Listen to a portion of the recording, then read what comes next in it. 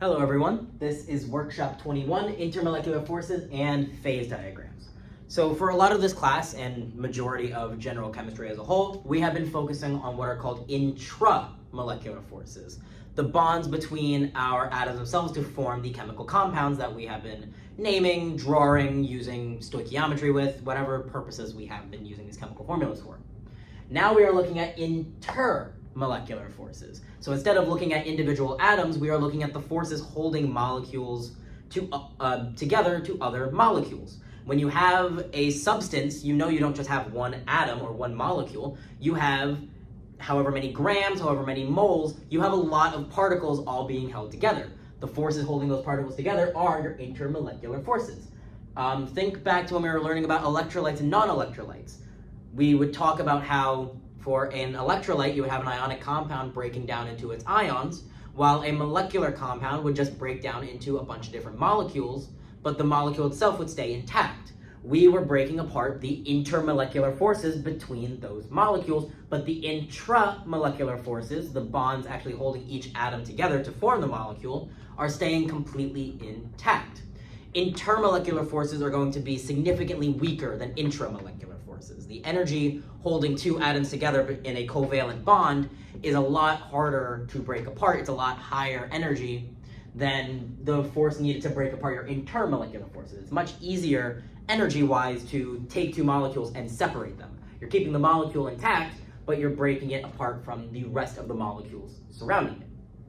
And so, there are four types of intermolecular forces that we are going to be looking at. The first one, and these are listed in increasing order of strength, but again, remember, none of these are nearly as strong as an intramolecular force, as covalent forces. The first one we're going to look at is dispersion forces, also called London dispersion forces, also called London forces. You'll probably also see it referred to as van der Waals forces, or just van der Waals. This is the force that is present in all molecules and atoms. Remember, this is probably the most important thing to remember, that they are present in all molecules and atoms. Because dispersion forces are due to fluctuations in electron distribution in molecules or atoms. Remember, electrons do not stay in one spot. If I have some type of atom, I'm going to have an electron here, and then maybe it moves to over here, and then maybe it moves to over here. The electron is constantly moving. But now if I have a bunch of atoms all together, all of their electrons are constantly moving. And so fluctuations in electron distribution, creating a temporary dipole. If I have my atoms lined up like this, the electrons are constantly moving. By random chance, my electrons might end up here, here, and here. They might end up lining up perfectly with each other to give all of the atoms a net negative end and a net positive end. All of my atoms now have a partial negative charge to one side and a partial positive charge to the other side. When you have this distribution of positive to negative, you have what is called a dipole. The dipole always goes from positive end to negative end. And so by these electrons just happening to line themselves up, where all of our atoms have a partial negative charge to one side and a partial positive charge to the other side, they have created a temporary dipole. The electrons distribution changed, and it created this dipole, this difference in distribution in charge. But again, it is temporary. They are eventually going to move again.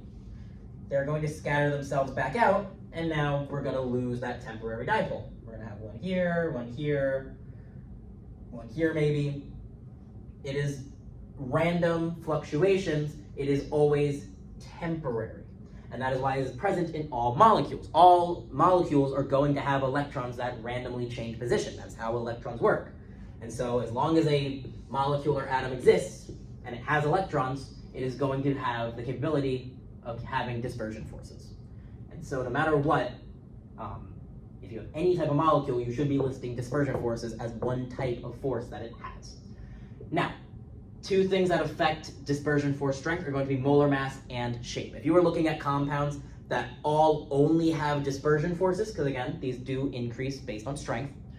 If you have some molecules you are comparing that all only have dispersion forces, molar mass is going to affect the strength of their forces. Increasing molar mass increases the force. The larger a molecule is, the more dispersion forces it's going to have, or rather the stronger dispersion forces it's going to have. And the shape affects your dispersion forces. If you have a long, more symmetrical molecule, that is going to have stronger dispersion forces than if you have a more bunched up molecule. And both of these are due to increasing the surface in which the electrons are able to interact with each other. Larger surface area, larger mass, the more forces you're going to have because there's more of a chance of the electrons being able to line up properly and having the molecules interact with each other. Now, the next force, stronger than dispersion forces, is dipole-dipole. Now we are moving away from all types of molecules. We are now looking at purely polar molecules. Because, remember, polar molecules are going to have a constant difference in electronegativity. Carbon is less electronegative than fluorine, and so there is always going to be a net dipole heading towards fluorine. A more positive charge towards the carbon, a more negative charge towards the fluorine. This is what we call a permanent dipole. Temporary movement in our electrons is temporary. I just used temporary twice, sorry. It's temporary dipoles here. It's permanent dipole here because you're always going to have the electron density shifting towards the fluorine. And so this is now going to be stronger than our dispersion forces because if it is always present, it is always going to have that shift in electron density. You are always going to have your molecules then lining up positive end to negative end, positive end to negative end. It's not going to be like with our dispersion forces where the electrons have the capability of moving and breaking that dipole. Because there is a permanent directionality to our distribution in electrons, it creates a stronger intermolecular force. But again, all molecules have dispersion forces. One does not cancel out the other. If I have a polar molecule, I have dipole-dipole forces and I have dispersion forces. If I have a nonpolar compound, I just have dispersion, but polar molecules have both. It is not that one cancels out the other. You are always going to have multiple forces in your molecules once you get past your dispersion forces. So next is hydrogen bonding. Hydrogen bonding is still a type of dipole-dipole force. It is just an extremely strong type of dipole-dipole because it is specifically hydrogen bound to fluorine, oxygen, or nitrogen. A permanent dipole is caused in polar molecules by a difference in electronegativity. The reason that hydrogen bonding is significant is because the difference in electronegativity between these three bonds is so high that it makes it a almost super form of dipole-dipole. It is a much more significant difference in electronegativity compared to the bond that I had drawn before, CF, carbon bound to fluorine. The difference in electronegativity is so large that yes, it is a type of dipole-dipole force, but it is an even more intense dipole-dipole force. And so, once again, it is going to be stronger than our other two forces. Hydrogen bonding is going to be harder to break than the other two. But again, if you have hydrogen bonding, that does not negate the other two. Hydrogen bonding is a difference in electronegativity. It has a positive end and a negative end. And so again, this is a type of dipole-dipole force. If you have hydrogen bonding, you have dipole-dipole. And if you have dipole-dipole, and if you have hydrogen bonding, you have dispersion forces. None of these really negate each other. They all add on to each other. Dispersion forces are the weakest, and hydrogen bonding is the strongest out of the three we've listed so far. But just because you have one does not mean you do not have the other. And so our last one is our ion dipole forces. Occur when an ionic compound is mixed with a polar compound. Underline that. So this is usually our aqueous solutions. If you put sodium chloride in water, let's say. Because remember, sodium chloride is going to break down into sodium and chlorine. So now there is an extremely positive charge here and an extremely negative charge here. And so the negative polarity of our water molecules, because oxygen will have a partial negative charge, is going to be attracted to that sodium molecule. It is still an intermolecular force. It is not an actual bond that is forming between the two, like an intramolecular force. It's not a covalent bond, but there is an attractive force holding them together.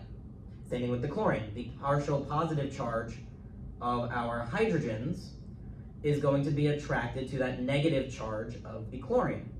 And so our water molecules are going to surround the chlorine with our hydrogens pointing towards the chlorine itself. And so this is our strongest type of intermolecular force because it is now between an ion, which has a full positive charge or a full negative charge, and our molecules that have partial negative charges or partial positive charges. But again, this still is not a covalent bond. This is not an intramolecular force. It is still much easier to break these bonds apart than it is to actually break water down into just oxygen and hydrogen. But when looking at just intermolecular forces, these are all increasing in terms of strength. Dispersion forces are the weakest, existing in all molecules, then dipole-dipole, existing in polar molecules only, hydrogen bonding, existing in specific types of polar molecules, and then ion-dipole with our aqueous solutions. So now that we know the types of intermolecular forces, let's look at some practice problems. Looking at our first three problems, question 1 says to list all types of intermolecular forces that would occur in each of the following. So the easiest way to identify our forces is to first draw our Lewis structures, just to see how the compounds are bonding. You don't always need to do that, but it is always good practice to be able to draw the structure just to make sure you can see where all of our elements are bonding to each other to see what type of forces there are. Carbon has 4 valence electrons, hydrogen has 1, and we have 3 of them, so 3 valence electrons here, 4 again, and fluorine has 7 valence electrons, and there's 3 of them, so 21 overall. We are going to have, I actually didn't add these up, and I can't do that mental math. 32 valence electrons overall.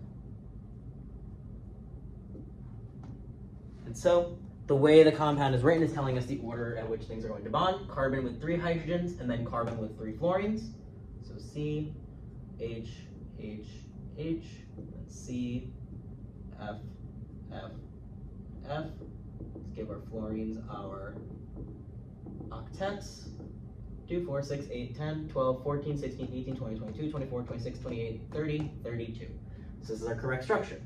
Now, when listing forces, remember, dispersion forces are present in all molecules. You should be listing that first and foremost, no matter what.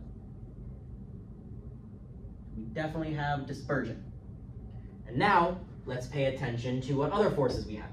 Carbon and hydrogen is a non-polar bond, but carbon and fluorine is a polar bond, as we saw before. And what I also didn't mention before is that while yes, we are looking for polar bonds, we are also looking for symmetry. If our dipoles cancel each other out by going in opposite directions and have equal magnitude, then that is going to be a non-polar molecule overall. But while our upwards dipole and our downwards dipole cancel each other out, we have a dipole to the right, and our dipole to the left is not going to cancel out. We have a carbon bound to a carbon, and so we will have a net dipole on this molecule going towards the right, which means if we have a net dipole, we also have dipole-dipole forces. So also look for symmetry while drawing these molecules. This is non-symmetrical, and so it retains its permanent dipole. CCl4, 4 valence electrons from our carbon, 7 from one chlorine, so 28 overall. We should again have 32 valence electrons. Carbon is our central atom surrounded by chlorines, and each chlorine will get 3 lone pairs to finish out their octets. I'm going a little quick through our Lewis structures since we've covered these before. 6, 12, 18, 24, 26, 28, 30, 32. And now, this is what I was talking about with symmetry. Again, we list dispersion because we know it's there. But now, well, yes, a carbon-chlorine bond is polar. It does have a significant difference in electronegativity. One dipole is going up, one dipole is going down. Same type of bond going in opposite directions, they cancel each other out. One dipole is going to the right, one dipole is going to the left. Again, same bond, equal magnitude, opposite direction, they are going to cancel each other out. And so even though an individual carbon-chlorine bond is polar, the entire molecule is symmetrical, all the dipoles cancel each other out, and so it ends up only having dispersion forces. For our for our third one down here, sulfur has 6 valence electrons, oxygen has 6 as well, so 12, and so we have 18 valence electrons in this molecule. Sulfur will be our central atom. 2 lone pairs on the sulfur to complete its octet, and 3 lone pairs on our oxygens. 2, 4, 6, 8, 10, 12, 14, 16, 18, 20. We need to get rid of 2 electrons, and so, of course, remember, you put a double bond, doesn't matter between which sulfur and oxygen, or between sulfur and which oxygen, but we put a double bond between our oxygen and our sulfur to bring it down to 2, 4, 6, 8, 10, 12, 14, 16, 18 valence electrons. We know we have dispersion forces. And now, while yes, there is symmetry between our sulfur and our two oxygens, one oxygen is double bonded and one is single bonded, so that does change the electron distribution. And two, sulfur has a lone pair. If you have a lone pair and no way of balancing out that lone pair, that is automatically going to give it a dipole. Because remember, electron pairs are lone pairs, cause a lot more repulsion forces. They have a lot more strength than the rest of our bonds since they are being localized onto one atom rather than being shared between two atoms. And so this will have dipole as well. Last one, BRF. This is just two atoms, so it just has to be bound like this. There's no other way to bond them. Let's just make sure that there's not a double bond or something. 7 electrons and 7 electrons. There should be 14 valence electrons overall. 2, 4, 6, 8, 10, 12, 14. It's just bromine singly bound to fluorine. We know, I didn't leave room. We know that dispersion forces will be present. And these are not the same element. There is going to be a difference in electronegativity. And so we will have dipole.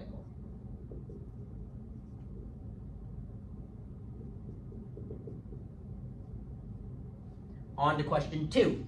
Which of the following species below can form a hydrogen bond in its pure form? Explain why the other species couldn't hydrogen bond. Remember, hydrogen bonds needs hydrogen bound to either fluorine, oxygen, or nitrogen.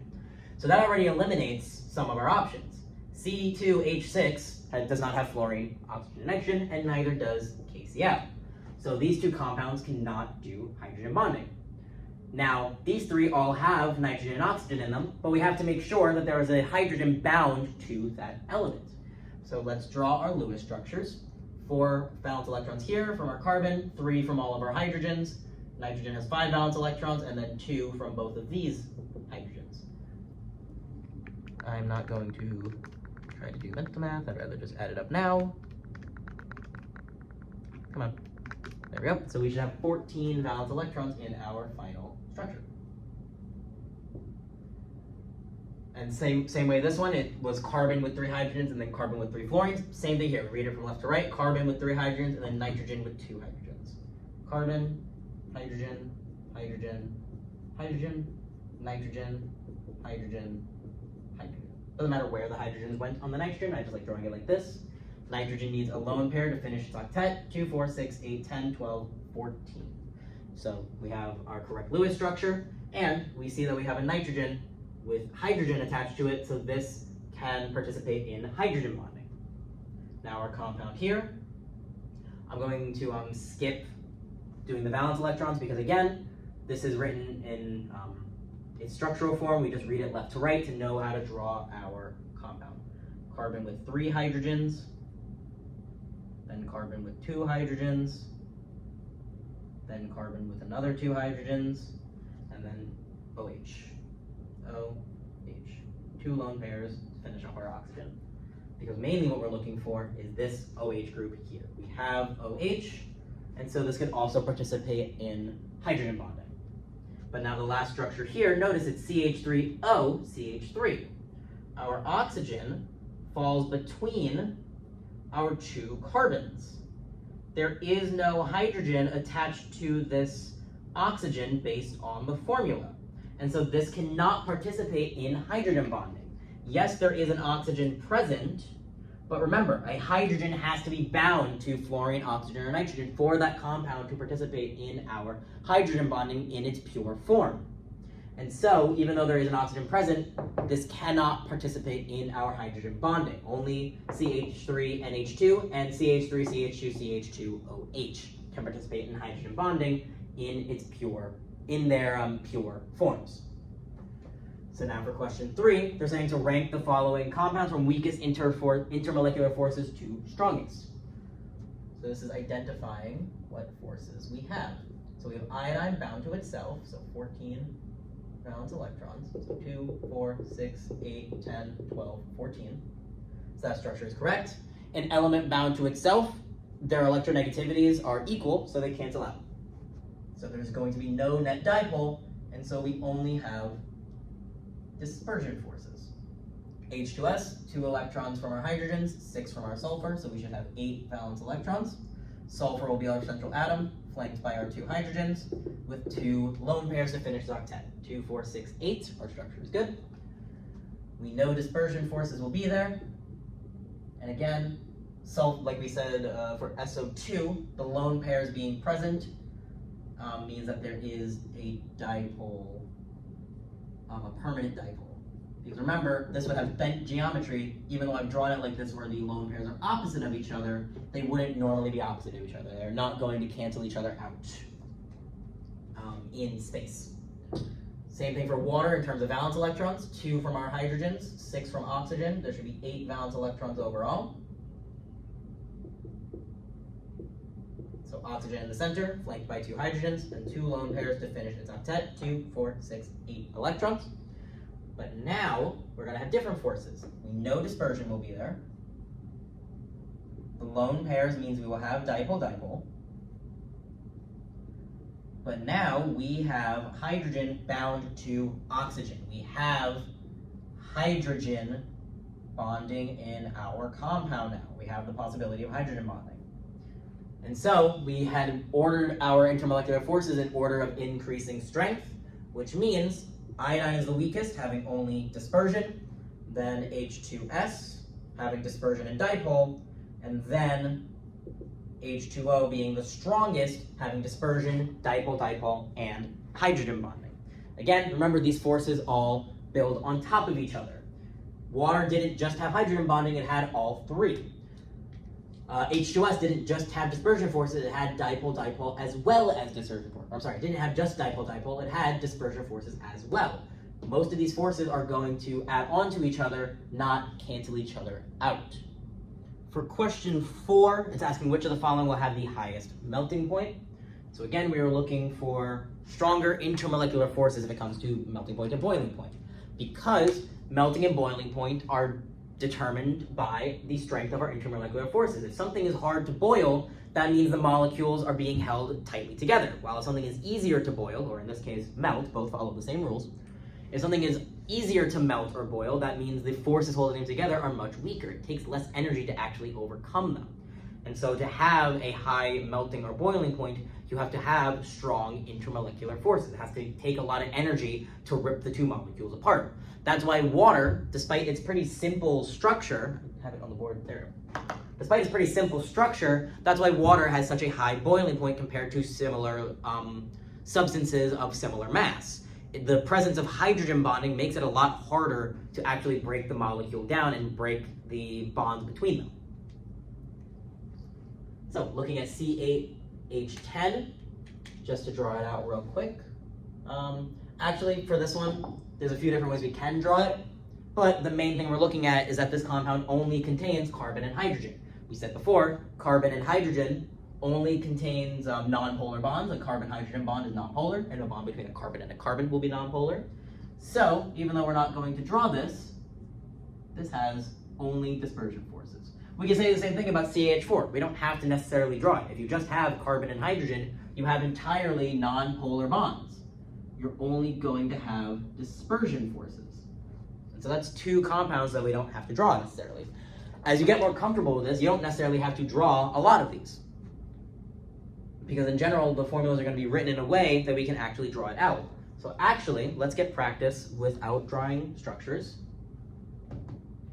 Silicon dioxide, actually this one we should draw the structure just for the sake of if there's symmetry or not. But just based on the molecules themselves, I'm going to talk this through first and then I will draw it out. Based on just the molecule itself, we know it'll have dispersion, so we can put that down now.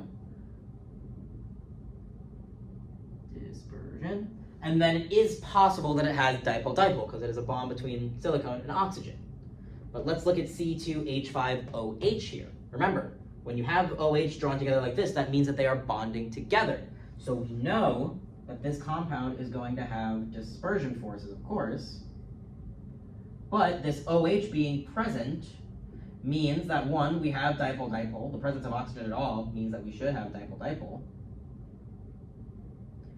And by writing the formula like this, by telling us that yes, O and H are bound to each other, we have hydrogen bonding. I'm going to put dipole question mark until we draw this out. But it doesn't matter if this compound has dipole-dipole or not, because we know that there is hydrogen bonding here. And so if there is hydrogen bonding, strongest of the three intermolecular forces, and so that already makes C2H5OH have our highest melting point. It has hydrogen bonding, it's going to be harder to rip these molecules apart, and so it has to have the higher melting point, more energy to actually break apart the molecules. I'm going to quickly draw our compound here though, just to see if there is dipole-dipole. So silicon would be in the center, oxygen and oxygen. Remember, silicon is in the same family as, or same group as carbon, so it should also have 4 valence electrons. 2 pairs for silicon to have an octet, 3 pairs for oxygen to have an octet, 2, 4, 6, 8, 10, 12, 14, 16, 18, 20. We have 20 electrons, we need to get rid of 4 of them. This will get rid of 2. We have 2, 4, 6, 8, 10, 12, 14, 16, 18. And molecules prefer symmetry when possible. 2, 4, 6, 8, 10, 12, 14, 16. So actually this compound doesn't have dipole-dipole because it has perfect symmetry. But even then, if it did have a dipole-dipole moment, dipole-dipole forces, sorry, it doesn't negate the fact that, or doesn't outweigh the fact that C2H5OH has our hydrogen bonding here. Even if this had a permanent dipole applied to it, hydrogen bonding is still going to be stronger and therefore give C2H5OH the highest melting point out of these 4 compounds. Now for question 5, it is a table. They want us to look at the substance, identify the predominant intermolecular force, instead of listing all of them, just which one is going to be the strongest, which one you are going to experience the most. And then I didn't have space for the column saying which one should have the higher boiling point, but I'm just going to circle between each pair which one will have the higher boiling point. And again, remember, we want stronger intermolecular forces to determine the higher boiling point. So HCl, hydrogen bound to chlorine. We know that there's going to be a dipole because chlorine is more electronegative than hydrogen. It is not part of our hydrogen bonding. It is not fluorine, oxygen, or nitrogen. But the permanent dipole means the predominant force will be dipole-dipole forces. Meanwhile, iodine 2, diatomic iodine, is just iodine bound to itself. An element bound to itself will not have a dipole moment. Their electronegativities cancel out. And so the only force here is dispersion forces. Dipole-dipole forces are stronger than dispersion forces, so HCl is going to have the higher boiling point.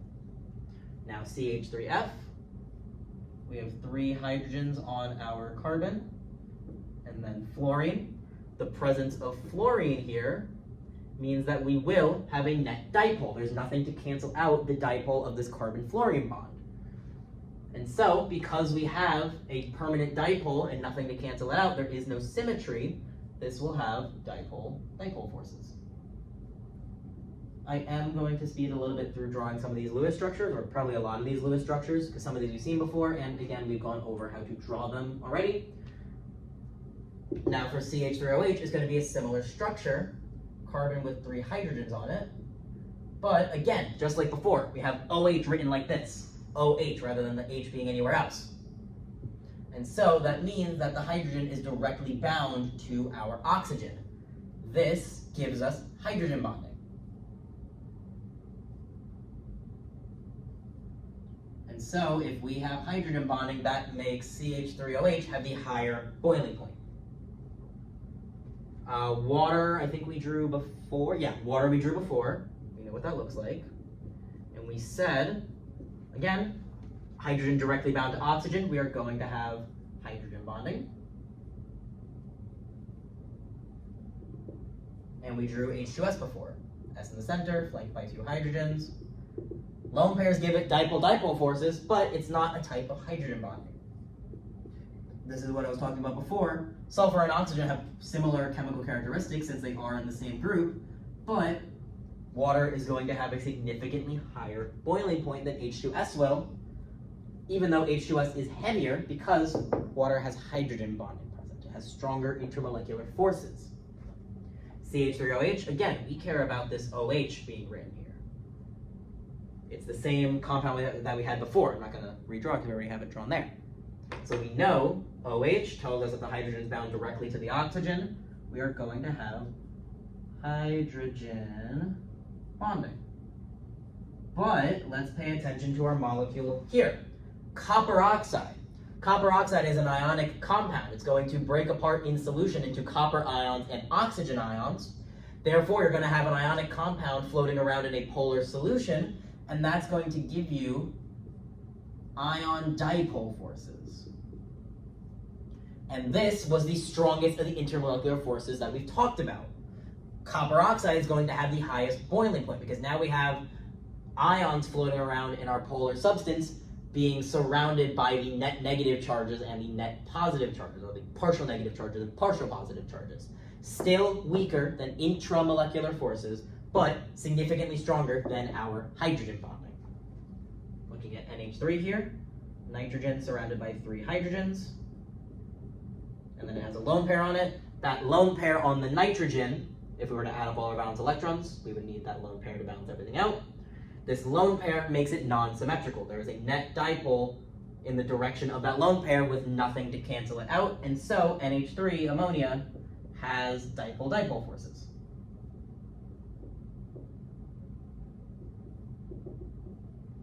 But now CH4, we looked at over here. We said is going to be completely symmetrical. We are going to have carbon surrounded by 4 hydrogens.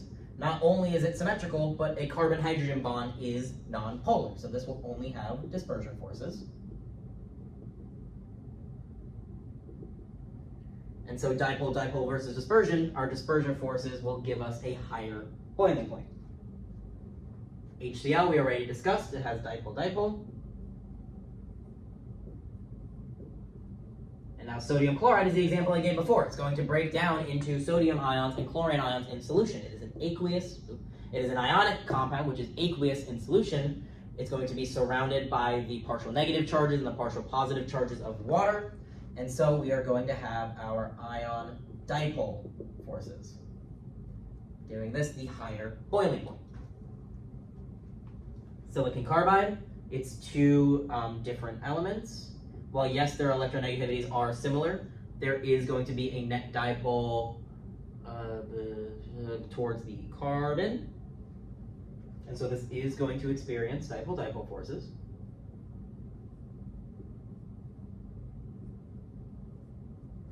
And now argon is a gas by itself. An element by itself can only have dispersion forces.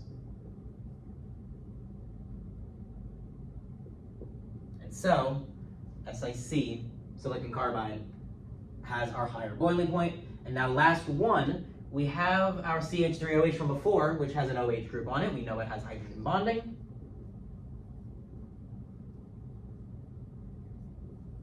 But now our second compound also has hydrogen bonding. It also has this OH group here.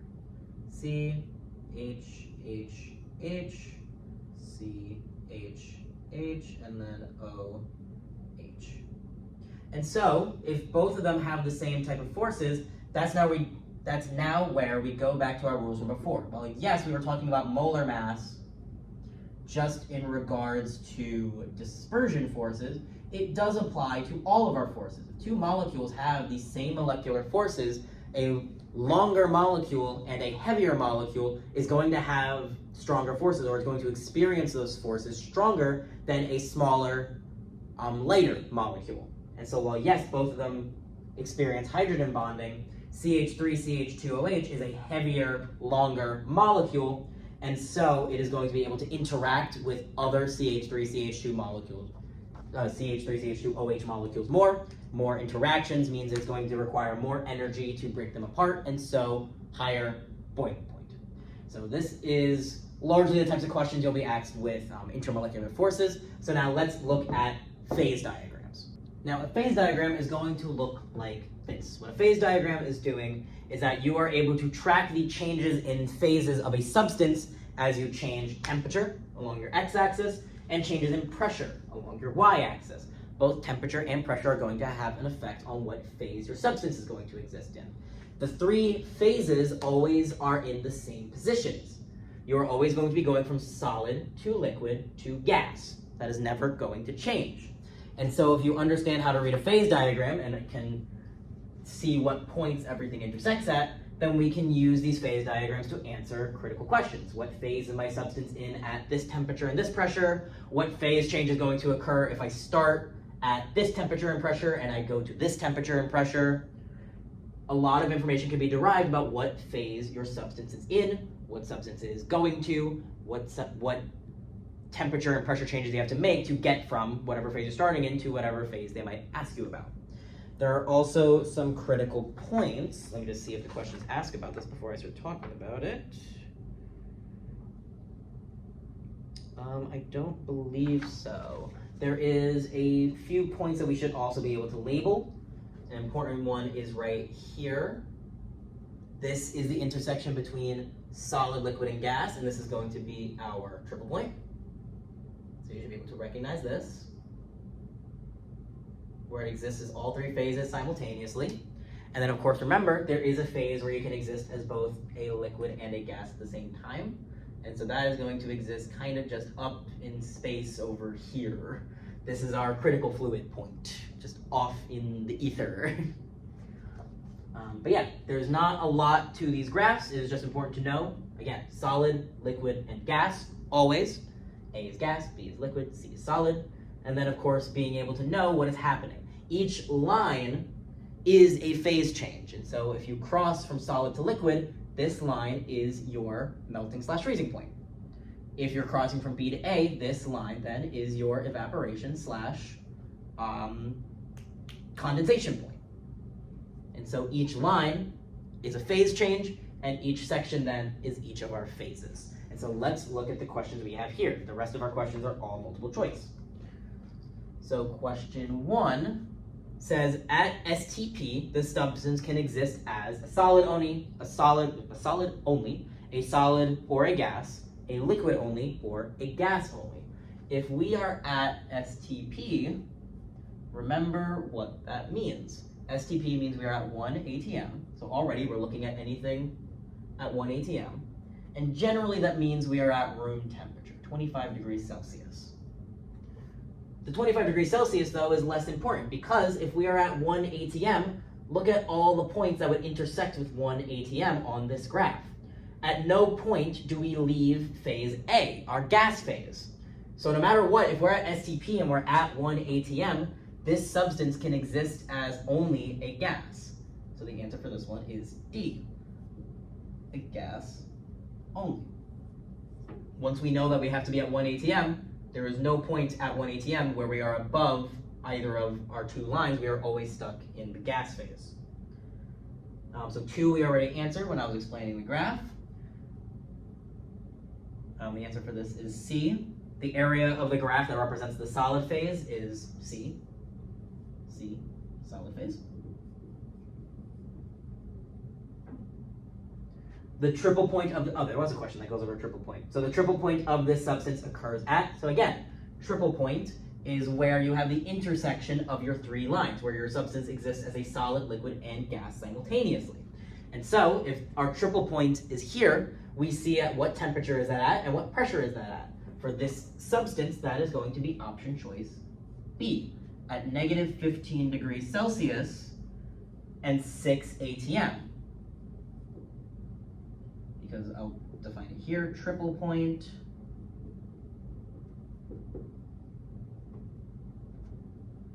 where the lines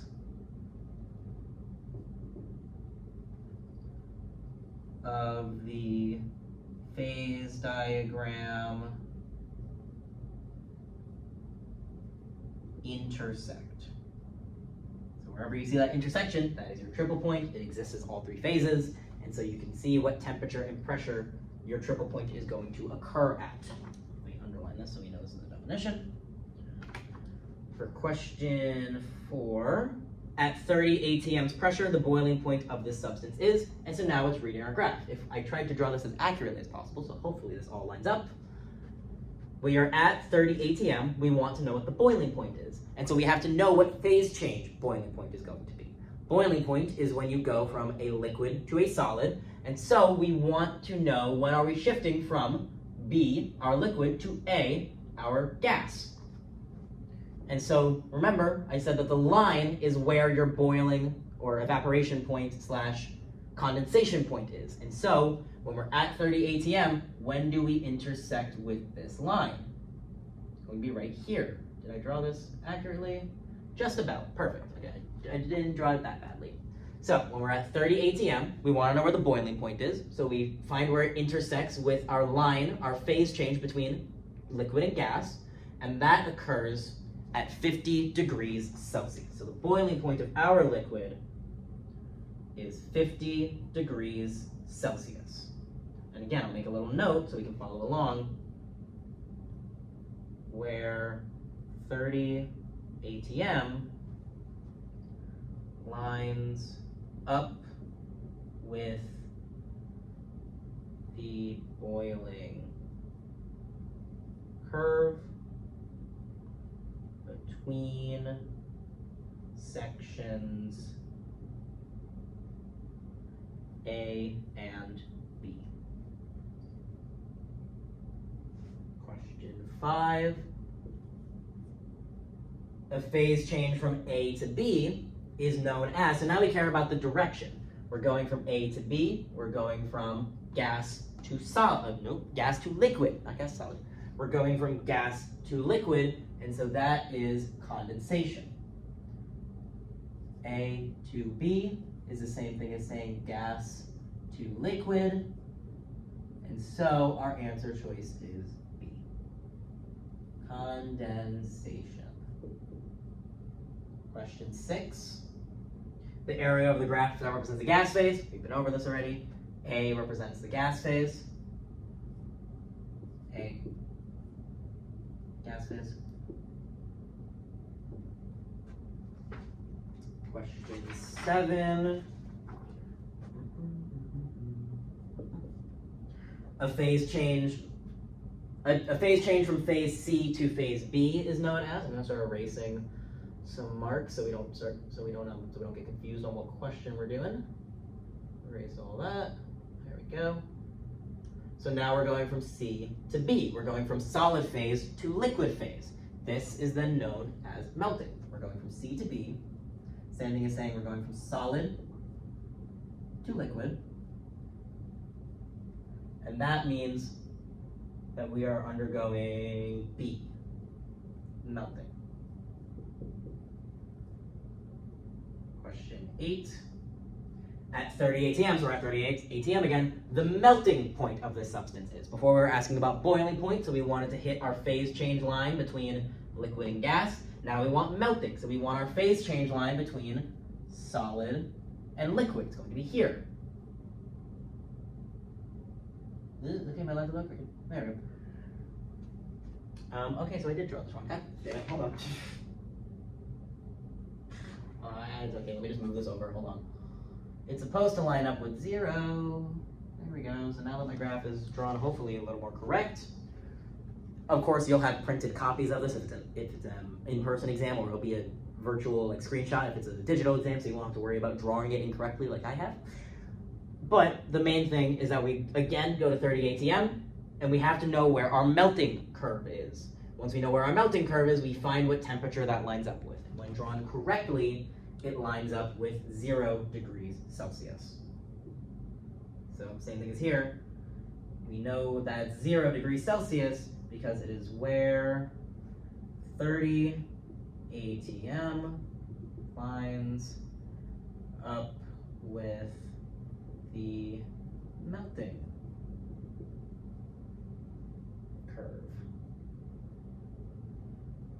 between sections C and B. I don't like writing it like that. I'm writing B and C. B and C. It doesn't change our answer. I just didn't like having to it backwards. Question 9. A phase change from C to A is called what? So now we're going from C to A all the way across our graph. We are going from solid straight to gas. Remember, C to A, solid to gas. Why am I writing words all of a sudden? Solid to gas. That is a process called C sublimation. Sublimation. And okay, I'm not going to say my next point because it's a future question. Question 10. A phase change now from A to C, it's actually the next question. So now we're going in the opposite direction, all the way from A directly to C. We are going from now gas directly to solid. And so this is called, this is called a deposition. So solid to gas is sublimation, gas to solid is deposition. Last two questions, 11. A phase change, our last phase change one, I think. Oh, no, I was also asking about a phase change, but different wording. A phase change from B to A. And of course, I could be drawing these arrows downwards. It doesn't matter what direction, because they're just saying a phase change from letter to letter. They're not giving us specific conditions. As long as we are going from B to A. If they're asking for the phase change from B to A, that means we are going from a liquid to a gas, and that is called evaporation, which we are going to call de-vaporization. And now for our last question, 12.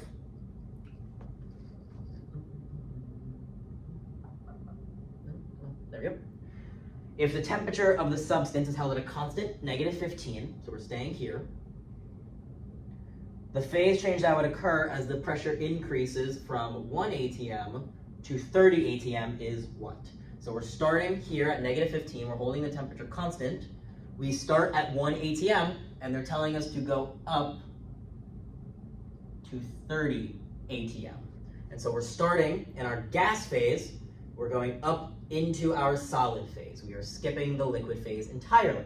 And so we already went over what phase change that is. When you go directly from gas to solid, that is going to be F, deposition. But notice the wording is a little different. Instead of just asking, hey, what is the phase change from this section to this section, they're now giving us specific temperatures and pressures that we want to get to.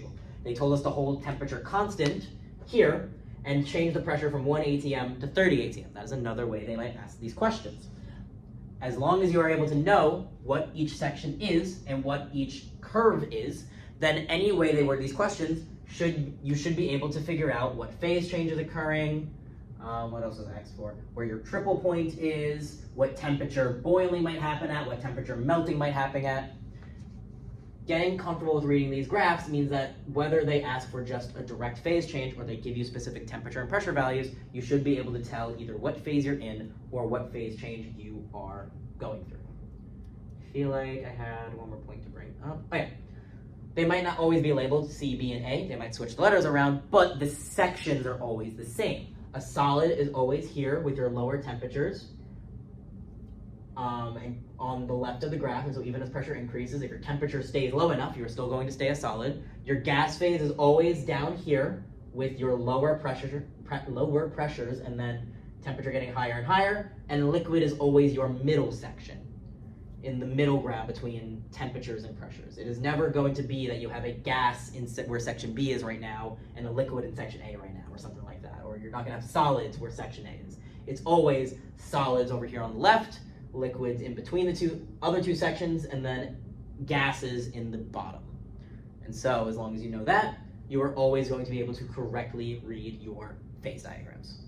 That is the end of this workshop. If there are still any questions on the content that was covered in this recording, absolutely reach out to the Math and Science Resource Center here at John Jay to get more assistance. You can book an appointment yourself through John Jay Navigate, or you can go to the Tutoring Center on campus, room 1.94 in the new building, and someone at the front desk can help you book an appointment. You can book one-on-ones either in person or virtually, and there are plenty of tutors here who can help you understand the content better.